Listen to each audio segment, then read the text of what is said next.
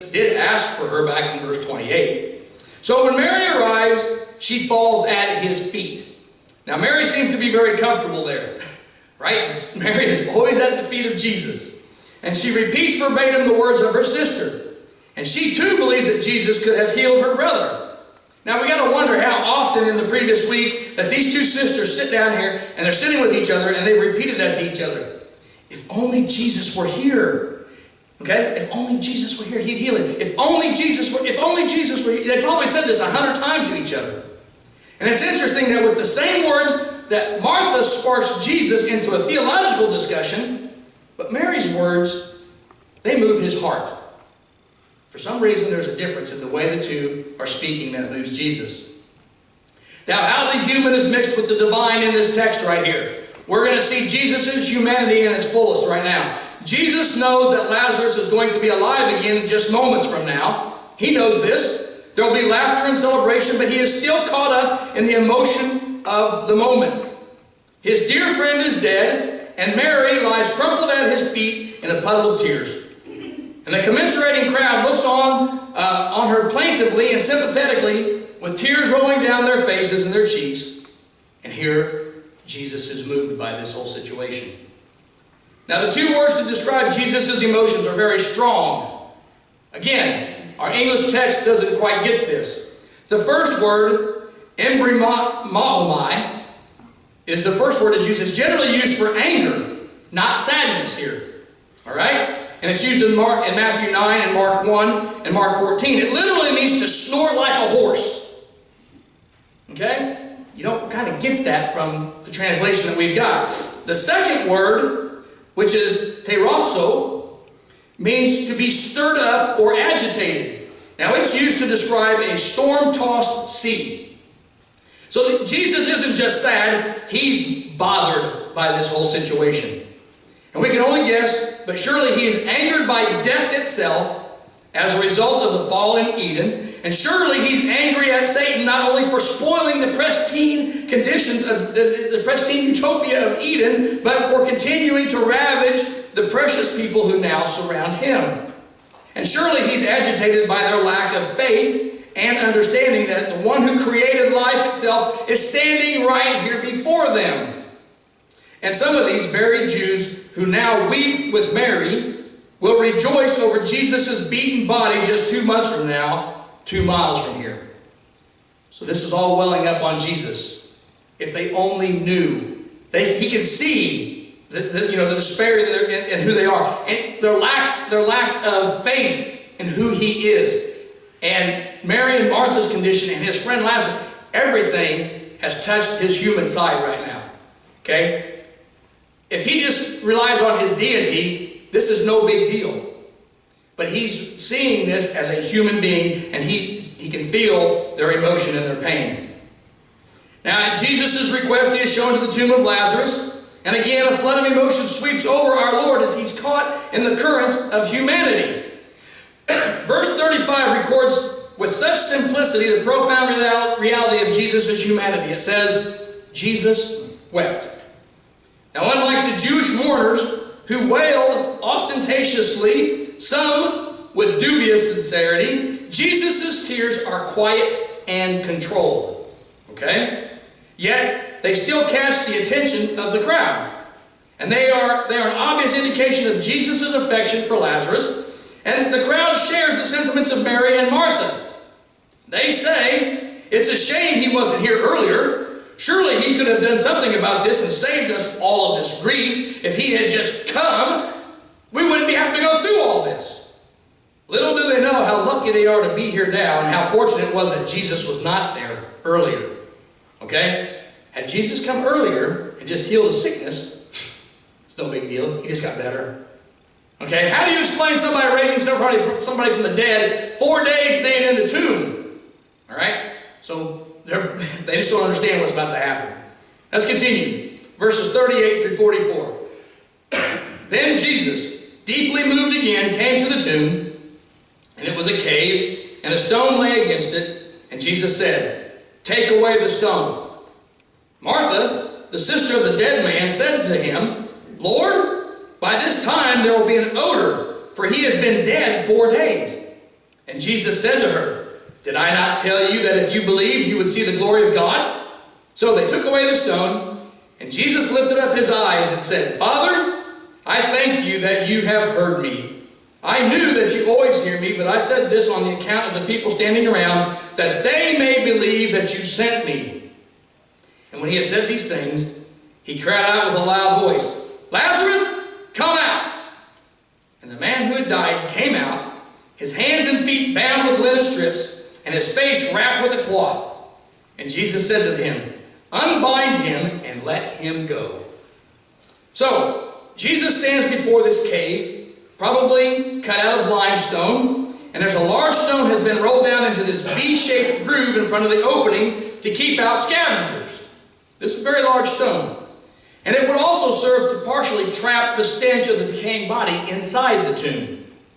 Okay? So the spices and perfumes wrapped in the linen strips around the body also help that. But even 75 pounds which is not abnormal for an honorable burial, it wasn't even sufficient to cover up that kind of odor. So when Jesus orders the stone to be removed, Martha protests.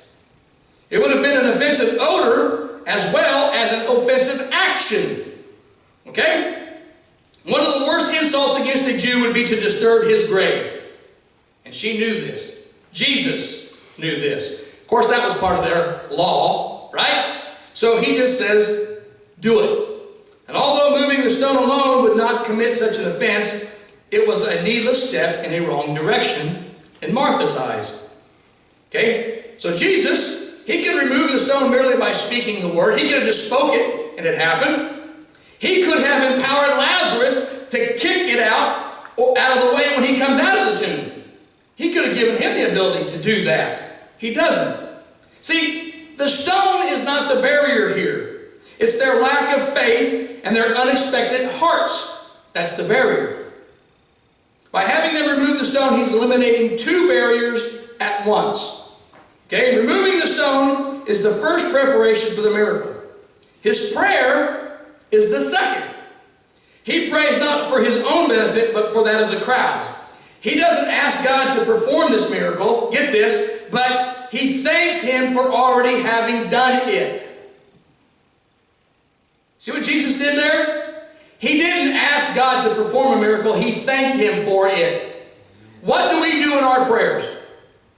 We ask God to do something. He's already done it. Jesus has already done it on the cross. Amen. Why don't we thank him? Thank him for what he's done. Believe that he's done it and receive it. Amen. That's all Jesus was doing. We get it wrong. We think we have to ask. And God's like, I've already done it. Quit asking me. Quit denying what my son did on the cross and just accept it and receive it. Know that he's already done it. That he's already done that for us. Okay? So Jesus gets it. We need to get that as well. So this clarifies two important things. One, Jesus is sent from God. He's making this very clear here. God has granted him divine power and always listens to him. Jesus is not merely God's man. He is the God-man. All right? Secondly, this miracle is evidence, not entertainment. Lazarus is going to die again, and these people will have to go through all this grief again. Although they appreciate having Lazarus back and are impressed with Jesus' power, if they don't accept him as Lord, then they're missing the point. All right? So many times we receive so much from God, we receive so many blessings, and we miss the point that Jesus is Lord, and that's the whole point. We miss that. We see things, we're grateful for things, but we miss the whole point. And we miss the whole thing that Jesus is Lord, that God has control over everything, and we miss the point, and we forget to worship him for who he is and the relationship that we have with him. So, Jesus calls out with this loud voice, "Lazarus, come out!" And he yells it. Okay? Now, perhaps the loud voice was so that Lazarus could hear him being all wrapped up and stuffed in the back of a cave. That's probably unlikely, however, since Lazarus' soul is probably not even located in the decaying corpse. at that moment. Lazarus' soul probably hadn't even come back. All right? More likely, Jesus shouts for the crowd, partially to be heard over the dins and moans and the sniffles that was all going on, the mourning and the wailing that was still happening. So he yells for their benefit, not for Lazarus. Now here he comes, Lazarus, wrapped from head to toe. Now, some have suggested that since his feet were bound, that he could only hop out of the cave. Ever thought about that? He's wrapped up like a mummy. So he's not strutting out there, he's hopping out. And okay, so that adds some humor to this whole discourse, right? You see him hopping out there. Here I come, and he's all bound up and is wrapped from head to toe. But, you know, here he comes. And so he is more likely that he's just going to come out of there and he's going to be wrapped up. And the other thing, and it adds a bit of humor, but so does when Jesus says that they need to unwrap him. Why? So he could breathe? I mean, he had these things wrapped around his head. These things were all covered with spices. They're packed full of this stuff. And here he is standing in front of them, and everybody just standing there staring at him. So who's more surprised? Is it Mary and Martha? Or is it Lazarus? I mean, who's going to be more surprised that he's standing out here wrapped up in this stuff, and he's standing there, and they're all just staring at him. And Jesus is like, hello, unwrapping. He can't breathe. He can't walk. So they rush over there and they start to unwrap him. So now we have celebration. Now we see what Jesus is fully capable of. Now, as the feeding of the 5,000 was the high point of his Galilean ministry, so the rising of Lazarus is the high point of his Judean ministry and the prelude to Jesus' own resurrection. Now, Timmy, he writes this. Each of the 7 signs of John illustrates some particular aspect of Jesus' divine authority. But this one exemplifies his power over the last and most irresistible enemy of humanity, which is death. And not only has Jesus raised him from the dead, he has reversed the effects of 4 days of decomposition. And furthermore, the Jews believe that the soul of a deceased person hovers around the body for 3 days. Then after they see that there is no hope, the soul departs, it leaves. So the crowds are predictably impressed here. This will create a fervor which will peak at the Passover just 2 months from now. This creates a huge buzz in Jerusalem. And people will be talking about it, and they'll want to see both Jesus and Lazarus, the man that was raised from the dead. And both of these people in our day would be swamped with radio and talk show invitations, would they not? They would be celebrities. And they're definitely celebrities in Jesus' day. So, hence we have the story of Lazarus being raised from the dead. Now, it's a great story. And like I said, I read this time and time and time again. But I missed the fact that this really points to his deity and his humanity all in one. That how much he really, really, truly cares for us. We have to understand this. We have to understand that he loves us so much that he still, I'm sure that he still sits in heaven knowing what's going to happen, knowing what's going to happen in the end, knowing what's going to happen to Satan, knowing what's going to happen at his second coming, fully knowing all this. I'm sure Jesus still sits there, and from time to time he weeps over humanity, over our lack of faith, over our lack of belief, over our lack of motivation to go out and spread the good news. And so we have to understand that this is all for us. He did this all for us. And he did this for Mary and Martha. He didn't do it for Lazarus. Lazarus was going to end up in heaven. All right?